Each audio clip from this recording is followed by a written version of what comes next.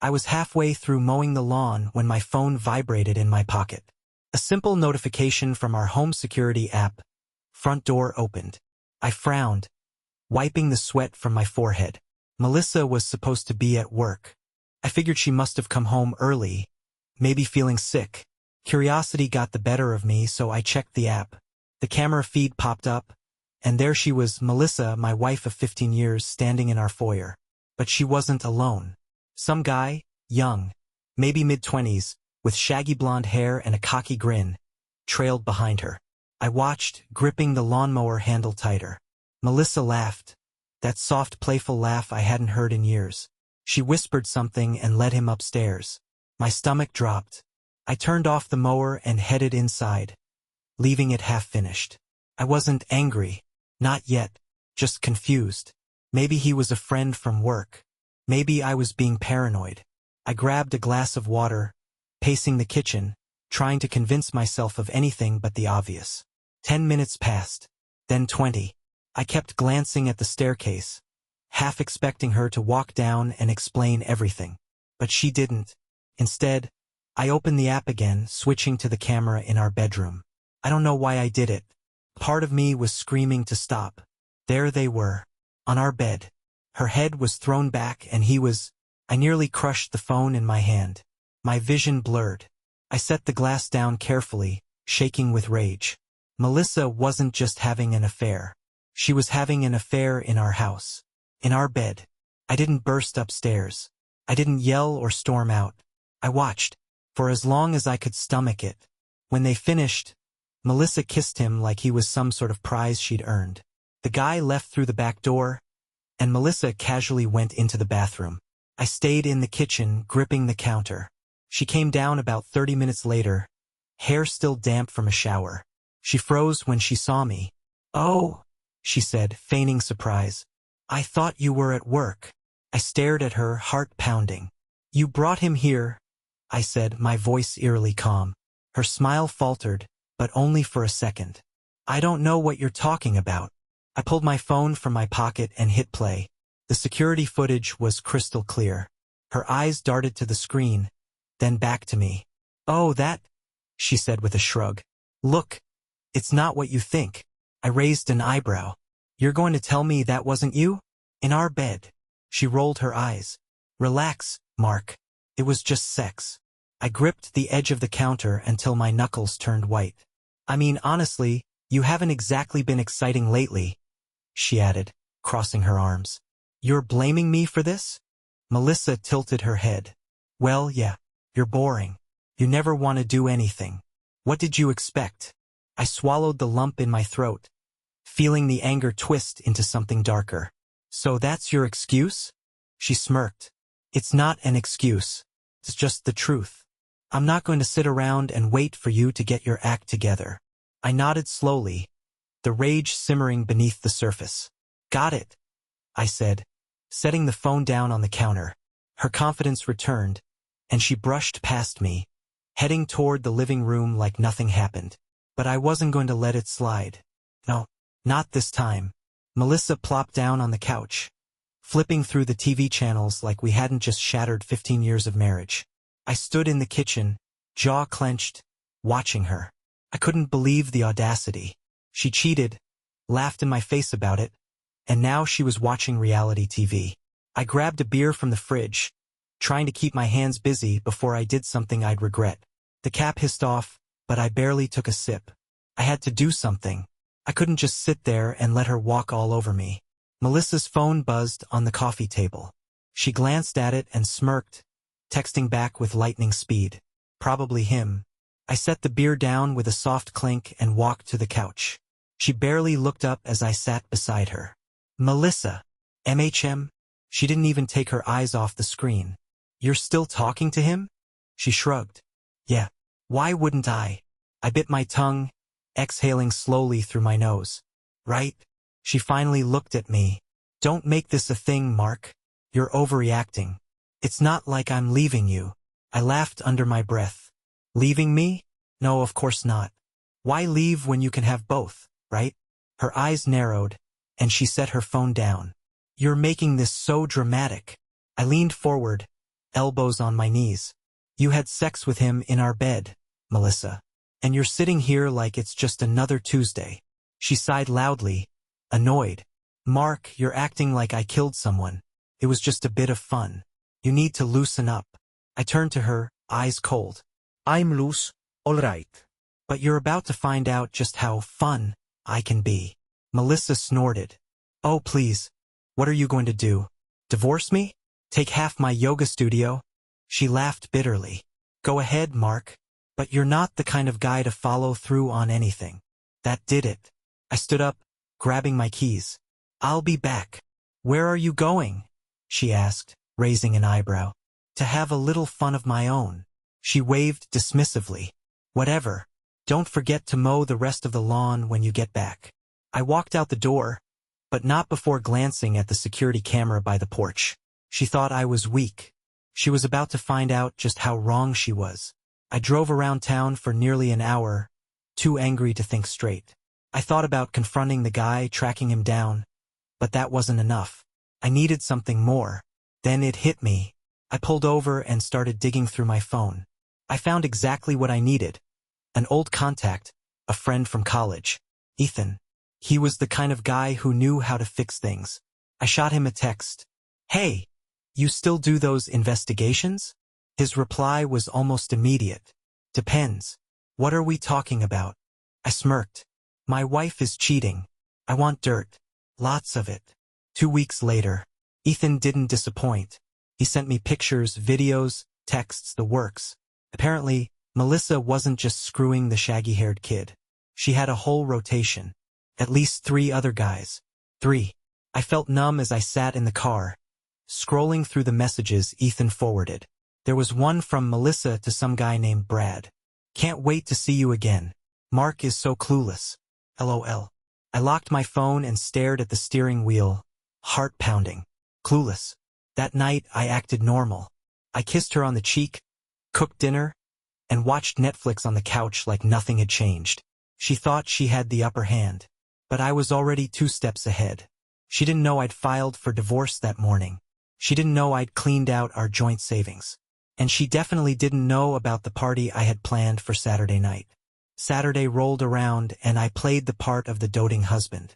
I told Melissa I had a surprise date night planned. She ate it up, grinning ear to ear. I rented a local event space and invited some of her closest friends and family. Even her parents. Melissa walked into the room, expecting some anniversary celebration or romantic dinner. She beamed as she saw everyone, completely oblivious. That is, until the slideshow started. The first picture was harmless. Just us at our wedding. The second one, Melissa locking lips with shaggy-haired kid in our kitchen. The third, her tangled up with some other guy in a hotel room. Melissa's smile vanished. Gasps echoed across the room. Her mother's hand shot to her mouth, and her father's face turned beet red. Melissa spun to me, face pale. Mark, what the hell is this? I crossed my arms, pretending to think. Oh, I thought it'd be fun to show everyone just how exciting you've been lately. You son of a b. I held up a hand. No. You don't get to play victim. You wanted excitement, right? I gestured to the screen, which now showed her texts describing all the places she cheated. The room fell silent. Melissa turned to leave, but her father grabbed her arm. We need to talk, he growled. Enjoy your fun, Melissa, I said as she disappeared out the door, tears streaming. I walked outside, breathing in the cool night air. The party ended faster than I expected. Nobody wanted to hang around after that kind of spectacle. Melissa's friends awkwardly shuffled out, avoiding eye contact with me. Her mom stayed just long enough to mutter, I'm so sorry you had to deal with this, before hurrying after her husband, who practically dragged Melissa to the parking lot. I stayed behind, sipping whiskey by the empty dessert table, savoring the silence. She hadn't even tried to deny it. Ethan texted me that night. Ethan, damn, heard it went down hard. You good. Me, better than good. Thanks for everything, man. Ethan, let me know if you need more dirt. She's got plenty. I didn't respond. I didn't need more dirt. I had enough. The divorce was already in motion. The next morning, Melissa was waiting for me in the kitchen, sitting at the table with a cup of coffee. Her eyes were bloodshot, and she hadn't changed out of the dress she wore to the party. She didn't say anything as I grabbed cereal from the cabinet. I could feel her eyes burning into the back of my head. I poured a bowl, sat down, and started eating, completely ignoring her. "You didn't have to do that," she finally said, her voice small. I looked up. "Didn't have to do what?" "That party. You humiliated me." I laughed. "Oh, I'm sorry. Was I supposed to keep quiet while you had half the city inside you?" She slammed her cup down. "It wasn't like that, Mark." I arched a brow. "Wasn't it?" Her mouth opened, but nothing came out. She crossed her arms, glaring. "Look," I said, leaning back in the chair. "You made your choices. I made mine. We're done." Melissa shifted in her seat, fiddling with the ring on her finger. "I didn't want it to end like this," she muttered. "Well, maybe you should have thought about that before you ked Brad, Jason, and whoever else." She flinched at the names. "Do you want to know the part that pisses me off the most?" I asked, setting my spoon down. "It's not even the cheating. It's the fact you didn't respect me enough to keep it out of our house." Melissa stared into her coffee, silent. "You made a joke out of me, right in my own home." I shook my head. "That's what I can't forgive." Tears welled in her eyes, but I wasn't falling for that again. "I'll start packing my things," I said, pushing the chair back. She shot up. "Mark, wait." I stopped halfway to the staircase. I made a mistake," she said, voice cracking. "I was selfish, okay? I thought you didn't care anymore. I thought maybe." I cut her off. "Melissa, I don't care why you did it. I don't need the sob story." She bit her lip, stepping closer. "I can fix this. We can fix this." I barked a laugh. "Fix it? You think some apology and a few tears are gonna erase what you did?" She grabbed my arm, desperation bleeding into her voice. "I'll stop seeing them, I swear. I'll do whatever it takes." I gently pried her hand off. "It's too late." Melissa sank to the couch, covering her face with her hands. I didn't stay to watch her cry. Over the next week, I moved most of my stuff into a friend's spare room. I'd leave Melissa the house, not because I was being generous, but because I didn't want the damn place. Too many memories. She texted me constantly. "Can we talk? I miss you. Let's work this out." I ignored them all. One night, as I packed up the last box from the garage, my phone buzzed again. I almost ignored it, but curiosity got the better of me. It wasn't Melissa. Unknown number. "Mark, this is Brad. We need to talk. Call me ASAP." I stared at the screen for a long moment. Brad. I didn't know whether to laugh or throw my phone across the room. What the hell could he want? I hit call, lifting the phone to my ear. Brad answered on the first ring. "Mark. Look, man. I know you probably want to punch me in the face, but I'm not calling about that." "You've got 10 seconds, I growled. He hesitated. "Melissa's still seeing Jason. And Kyle." I froze. "I thought she cut it off with them after the party," he continued. "She told me she was done. But I saw her car outside Kyle's place last night." I ran a hand over my face, shaking my head. "Why are you telling me this?" "Because I didn't know she was screwing all of us at the same time," he snapped. "I thought I was the only one. I thought you should know." I hung up without another word. Melissa wasn't just a cheater. She was a serial liar. And now she was about to lose everything. By the time I pulled into the driveway that night, the anger had settled into something colder. I wasn't raging anymore. No, this was different. Calculated. Focused. Melissa's car was in the driveway, same spot as always. I sat in the truck for a few minutes watching the house. Lights flickered in the living room. She was probably curled up on the couch, pretending nothing was wrong. I grabbed the last box from the passenger seat, my grip tightening around the edges. Tonight, I'd finish packing and leave for good. But not before leaving her with a little parting gift. I walked inside without knocking. The house smelled like lavender candles. Melissa's attempt to set the mood. I almost laughed. She was sitting on the couch, wrapped in one of those fluffy blankets, sipping wine. A second glass sat on the coffee table, untouched. "Hey," she said softly. Her eyes flicked to the box in my hands. "You're still moving stuff out?" "Last load," I replied, setting the box by the stairs. Melissa shifted, tucking her legs under her. "You can stay, you know. You don't have to leave." I didn't answer. She tried again, voice trembling slightly. "Mark, I don't want to fight anymore. I know I screwed up, but we can fix this." I stared at her, arms crossed. "You're still seeing Kyle and Jason." Her face paled. "What? No." No. I. I held up my phone. "Brad told me." Melissa's mouth opened and closed like a fish gasping for air. "He's lying. He's just—" "Melissa," I cut in, stepping closer. "I saw your car outside Kyle's house last night." She froze, wine glass trembling in her hand. "You were never going to stop," I said calmly. "Even after everything. The party, the divorce papers, all of it. You're incapable of being honest." Tears welled in her eyes, but I didn't care. "I'm sorry," she whispered. "I thought I could stop." "But," I scoffed. "You thought you could stop? What is this, a bad habit? A cigarette addiction?" "I was lonely," she cried, finally standing. "You stopped paying attention to me years ago. I didn't want to cheat, Mark. But you made it so easy." There it was. The blame. I smiled bitterly. "There it is again.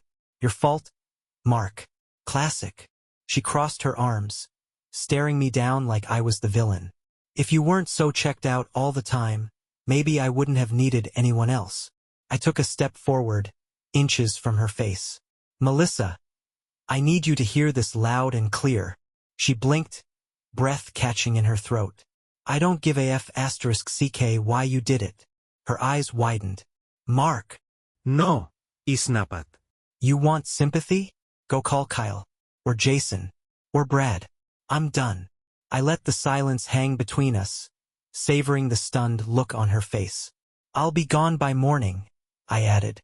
Melissa watched helplessly as I grabbed the box, heading upstairs to pack the rest. I could hear her pacing downstairs as I packed up the bedroom. The walls felt bare, like they belonged to someone else. I stared at our wedding photo sitting on the dresser. Melissa's smile in the picture felt so fake now. I tossed it face down into the box.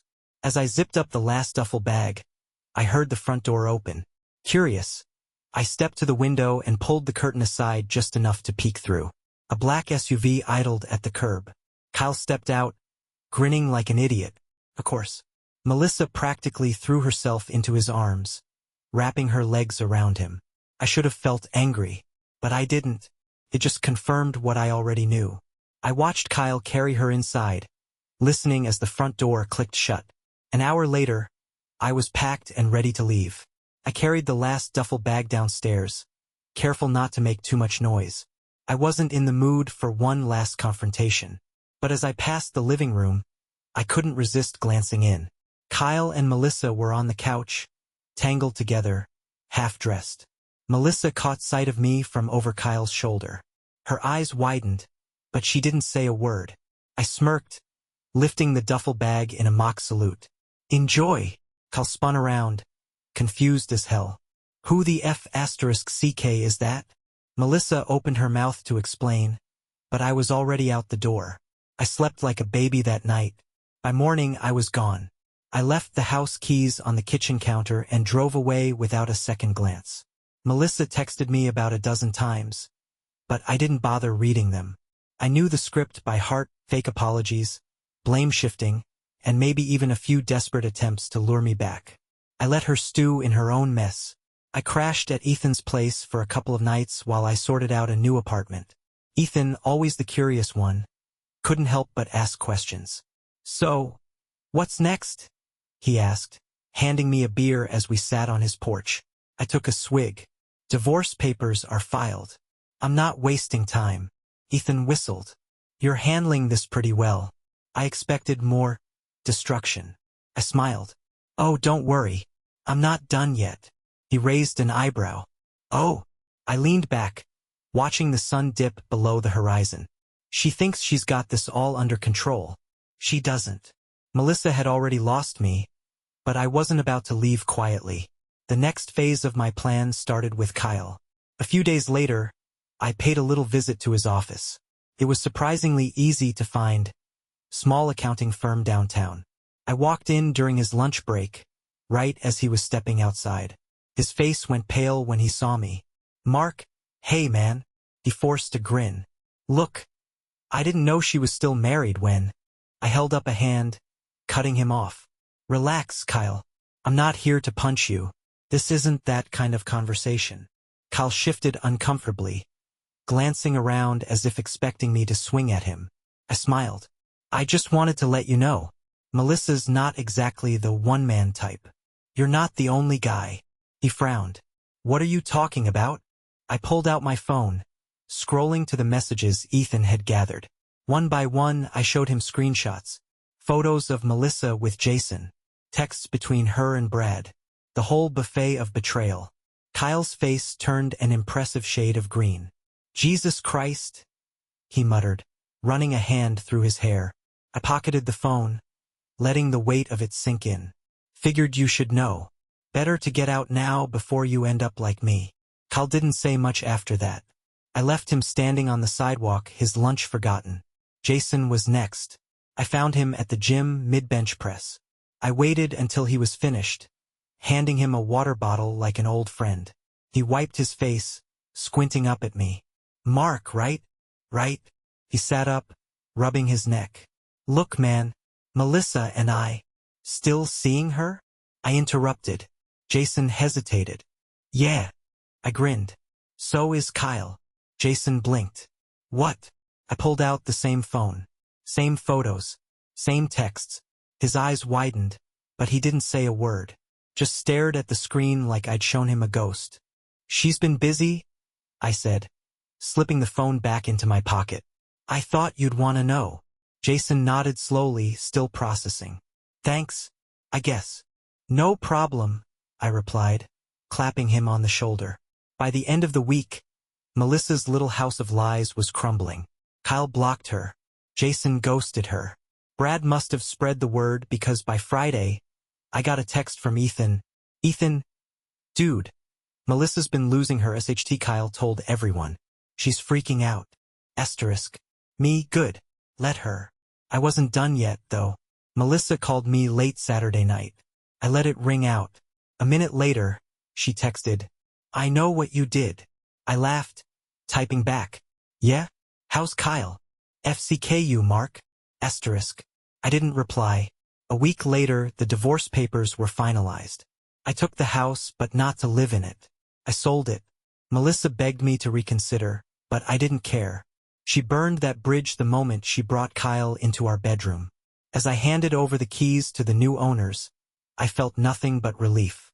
Melissa moved into a small apartment on the other side of town. From what I heard, things didn't go well for her after that. The yoga studio struggled, and without my income, she wasn't living quite as lavishly. Last I checked, she was working part-time at a retail store. And me? I walked away clean. New apartment. New life. The best part? I slept like a *king baby every night. Thank you for following this story to the end. Subscribe for more stories.